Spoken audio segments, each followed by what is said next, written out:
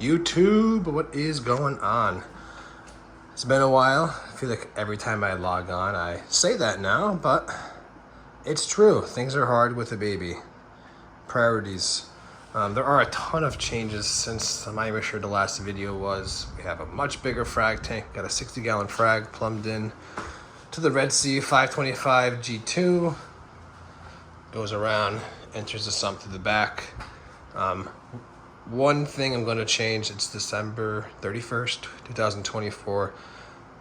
Happy New Year, first and foremost. But one thing we're going to be changing next year is whenever I do make videos, rather than make a 20-minute spiel about everything I've done and all the changes, I'm going to get more into the specifics and make smaller videos on content that you guys want to see. So the last video on the canopy got some good views.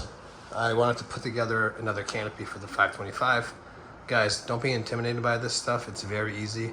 You do not have to have a bunch of tools or be super mechanically inclined. You could do this with a handsaw, which is what I did the last one on. I made this canopy in 25 minutes. Very easy. And I rushed through it just to see how quick I can do it. You know, I didn't hide the screws. You can get super technical. I wouldn't even say it's technical. You can get 45-degree cuts and coming on the side so the front doesn't have these. Or you can just, you know, use some putty and fill it in. But this is PVC, so it's water resistant, very light. You can get this at Home Depot. I think it's like 120, maybe 130 bucks for it. What I did for my dimensions was this tank is 59 inches wide. I just went about a ½ inch over on each end. That way it gives me enough room to hide any wire management. If you have a pump on the side, you can still snake it underneath. Same thing on that side. And then front to back is the same. Go about an inch backwards. You'll see I didn't go an inch backwards because I was rushing this. And it's not a perfect fit on the side. So normally that screw would be on this corner, but since it's not that full inch, it's not able to completely hang onto the top.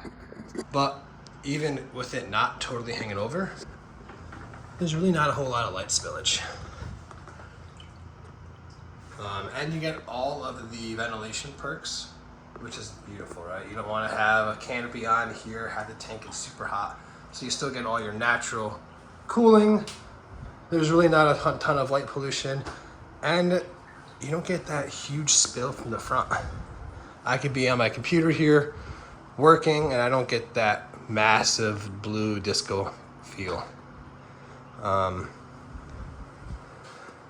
That is when I was working from home. Now I'm back in the office. I missed that. But yeah, guys, like I said, very, very easy. What I did for mounting screws to hang the canopy on the lid is I just anchored in whatever screws I had in the garage. Check this out. Kid you not, it is just wood screws. And what you could do to prevent, these are stainless so they won't rust, but what you could do is and I did this in the 425, you wrap the screws with heat shrink. Take a heat gun or a hair dryer and just cover the screw. That way it does not damage your lid or the glass if it's hanging on something like that. You'll see up here, I made little offsets for the cut.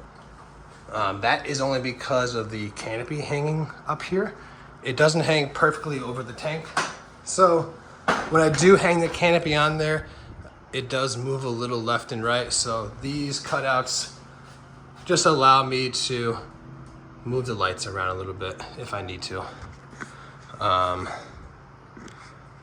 That's really it. What I did to determine the height of the canopy, I wanted it to hide the water level, was I honestly just took a piece of scrap board. I went up to the tank and I saw, okay, the wood's gotta come this far down to hide the water line. That's where my screw went. So I have a couple screws in the front. I think it was like maybe a ½ inch. So I measured from bottom to top, ½ inch to ½ inch to ½ inch. Those are my screws, same for the sides, and it just sits right on top. Super flush, very easy. That's it. I think it was like I said, 120 bucks. And I was able to build the second canopy from the first build. So you can have plenty of material. If you do mess up, there's plenty of leftovers. Don't be scared to do this. I think it's a great fit for the Red Sea tanks, or really any canopy, for any, you know, innovative marine, water box, whatever you're rocking out there. Build your canopies. We're gonna do a separate video on automatic water changes that I've implemented. Nothing's hard plumbed. I've come up with a couple of unique ways to. There's a bathroom behind this wall. I just literally take a hose, which is right here, and I put it in my sink. And my Neptune dose does a 24-hour, 20-gallon water change. We got pretty clever with filling up. The bottom one goes to the RO for this tank. The yellow one goes to that bucket. So when I do fill up my waters once a week, I can top off everything in one shot. Here are the pumps for that, but we'll get into a separate video for whatever you guys want to see. But that's what's coming next. Automatic water changes, improvements on the RODI. Like, look guys, this is a real reef tank. It's not pretty. We got citric acid soaking in pumps. Well, this is a little clean for the video, of course, but the frag tank's not. It's dirty, right? I'm not gonna hide it from you guys. We got some plugs down here, some birds' nests that are recovering.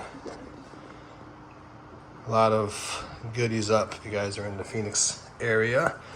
But video to come on that.